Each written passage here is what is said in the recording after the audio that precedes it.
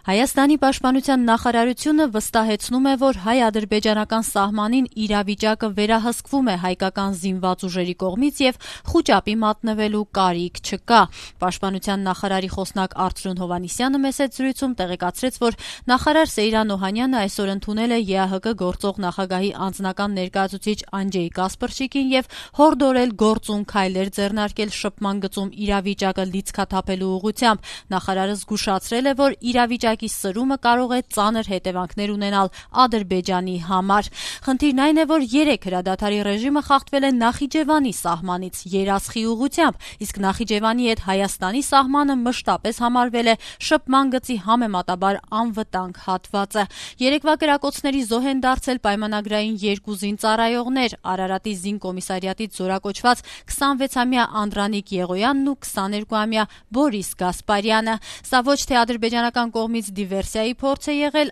այլ նախնական տեղեկություններով դիպուկահարներն են կրակել մարտական հենակետի ուղղությամբ։ Արծրուն Հովհաննիսյանը հաստատեց, որ Նախիջևանի սահմանին լարվածությունը նորություն է։ Զինադադարի կնքումից ի վեր նախարարի խոսնակի հավաստմամբ սա հայ-նախիջևանյան սահմանին հրադադարի ռեժիմի խախտման երկրորդ դեպքն է։ Հակառակորդը մի քանի օր շարունակ ապատերեկատվության միջոցով եւ տարբեր քաղաքական սադրանքների միջոցով լարում առաջացրեց Նախիջևանյան սահմանին եւ երեկվա կրակոցների հետևանքով մենք 2 զինծառայող կորցրեցինք։ Պատասխան կրակից հետո հակառակորդը լռել է իհարկե եւ ինչպես այսօր էլ պաշտպանության նախարար Անջեյ Կասպրչիկի հանդիպման ժամանակ նշեց, որ իրավիճակը հեղի է լուրջ հետևանքներով եւ Ադրբեջանի համար կարող է շատ ծանր լինի այդ հետևանքները, եթե չհասկանա, չտանի որոշակի լիցքաթափման։ Դրա պատճառները ինչպես եղավ, ինչու եղավ, չեմ կարող ասել, դա ոչ քաղաքական գնահատականի խնդիր ունի։ Մենք միայն կարող ենք ասել, որ սահմանի վրա իրավիճակը վերահսկում է հայ զինված ուժերը եւ պետք չի մատնել խուճապի, չկա ոչ մի զորահավաք, չկա ոչ մի տեղահանություն, չկա ոչ մի նման բաներ։ 20 տարի շարունակ զինված ուժերը ինչպես խնդիրը լուծել է, շարունակում է լուծել։ Ցավոք լինում են կորուստներ, որովհետեւ մենք մարտական իրավիճակում ենք, մենք պատերազմում ենք։ Եվ եթե զինված ուժերը սահմանի վրա այդ խնդիրը չլուծի կամ վատ լուծի, ապա մենք ոչ միայն կունենանք կորուստներ, ցավոք, այլ պատերազմը կզգանք բոլորս մեր տներում։ Առաջին անգամ էր, չէ՞, կարծես հրադադարը։ Անցած տարի ենք մենք ունեցել մեկ կորուստ Նախիջևանյան, ընդհանուր առմամբ Նախիջևանյան սահմանի լարումը վերջին շրջանում այո նորություն է։ Կան մեկնաբանություններ, որ այնտեղ նաև Թուրքիան է։ Չի բացառվում։ Իսկ դա ավելի վտանգավոր չէ՞ մեզ համար ճանաչել։ Մեզ համար հակառակորդ միշտ վտանգավոր է։ Այսինքն պատերազմի վերսկսման, չգիտեմ։ Այս պահին շատ ավելի հավանական, քան 3 ամիս առաջ թե 1 ամիս առաջ, շատ չի տարբերվում այդ հավանականությունը։ Հայաստանի պաշտպանության նախկին փոխնախարար Վահան Շիրխանյանը մեծ զրույցում մտահոգված էր ստեղծված իրավիճակով եւ այստեղ Թուրքիայի անմիջական ազդեցություններ տեսնում։ Դա շատ մտահոգիչ, մի քանի պատճառներով։ Առաջինը, Թուրքիան այնտեղ ունի շատ սպայական բարձրաստիճան կազմ, խորհրդատուներ, այնպես որ դա առանց նրանց տեղեկության լինել չէր կարող։ Երկրորդ, Նախիջևանը Ղարաբաղյան ճակատ չի, Հայաստանի սահման է եւ այս առումներով դա շատ մտահոգիչ է։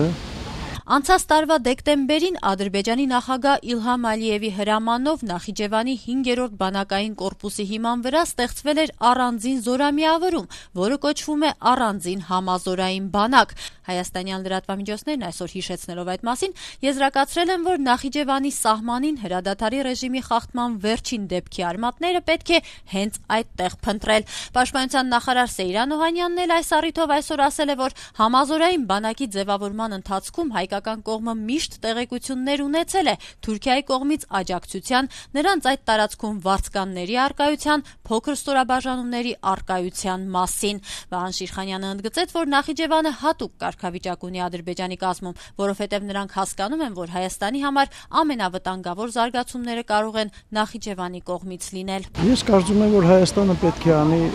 համապատասխան քայլեր։ Առաջինը շատ զգոն հսկողության տակ պետք է պահի ամբողջ Նախիջևանի տարածքը եւ երկրորդը պետք է հայտարարի, որ սրանով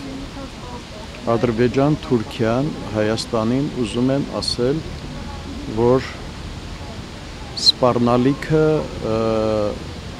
նույնանում է Ադրբեջանից Ղարաբաղի, թե Նախիջևանից Հայաստանի, այսինքն սպառնալիքի նույնացման խնդիր է դրված։ Վահան Շիրխանյանը ուղիղ կապ էր տեսնում այս զարգացումների եւ Եվրասիական տնտեսական կառույցին Հայաստանի միանալու հեռանկարի միջև, համոզմունք հայտնելով, որ Բաքուն փորձում է խոչընդոտել այդ գործընթացին։ Իրենք ուզում են աշխարհին ապացուցել, որ